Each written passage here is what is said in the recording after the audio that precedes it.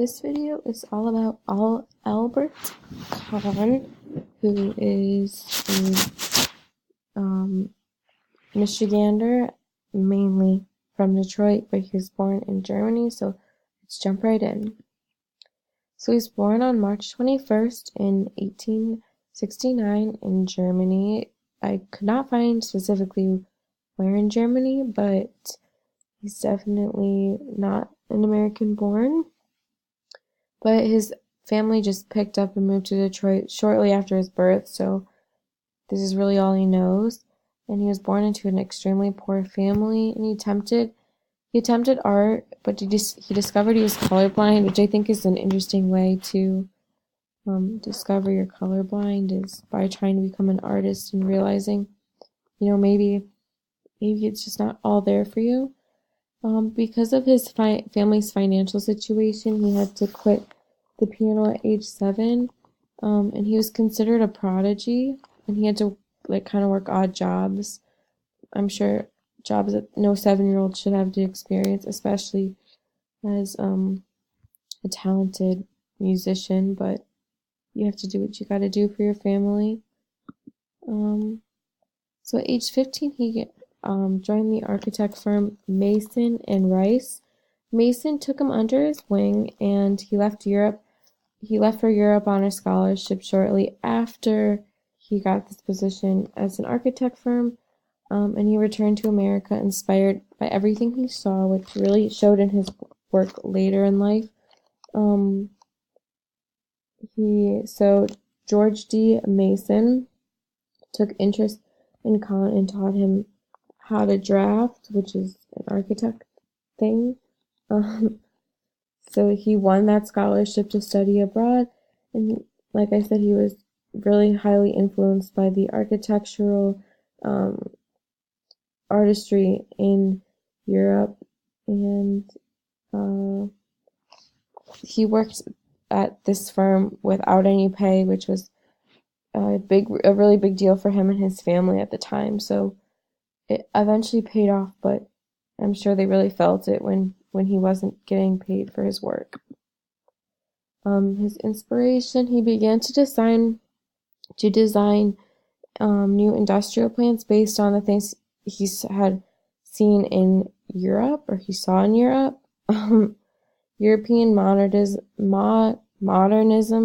was the style at that time, and it was clean cut lines, a lot of it in a lot of windows, which you'll see in his work. So this is the Packard plant.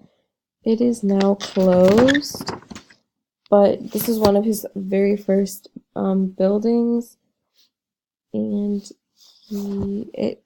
they really are all influenced, and they all kind of have this same window square feel with like the clean cuts. I think it looks cool, and I wouldn't mind working in a building that looks like this. I wish our schools and stuff looked like that, with all the windows and the lighting, especially in Detroit. Winters can be rough. And reinforced concrete. It set a new standard for industrial plants, not only in Detroit but all over the world, in European nations, here in China eventually. Let's see. This is the First National Bank, also one of his buildings. It is still in Detroit, and it is at 660 Woodward Avenue.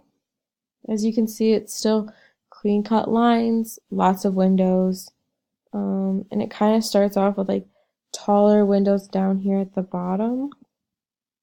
All of these are a bit lengthier.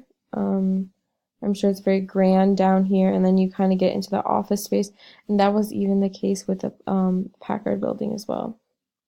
So this is the Detroit Arsenal plant. It's a little different.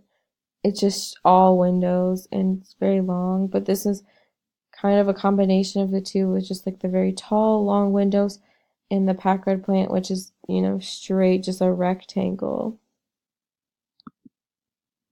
So this is the Detroit Trusco. Inside, it's gorgeous. On the outside, It's very nice as well. It has like those long columns. The windows are a little bit different here. Let's zoom in. I can't tell. Yeah, these are windows. So, the windows were still very prevalent. Up and down, these are all windows right here between the columns. So, light was very important and highly influenced. You can even see like over here, just the light coming in, all natural lighting. The Cadillac Place, which is also the General Motors building.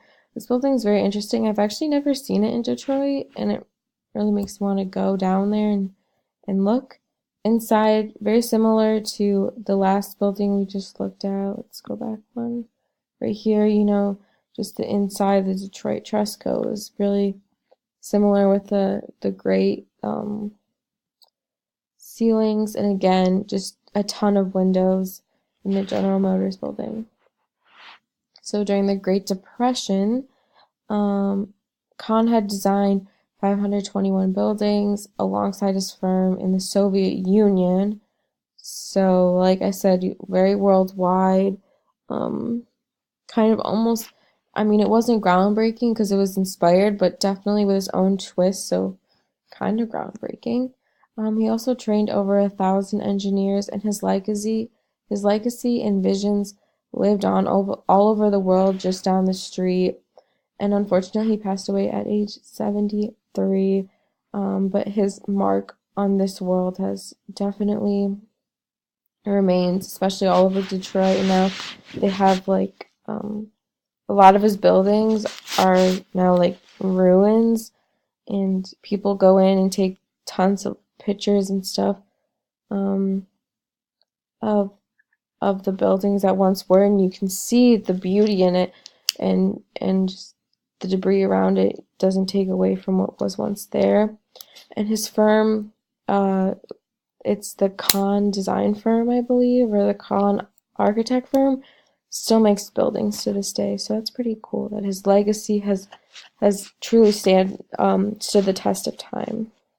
And that is it for Albert Kahn. Thank you for listening.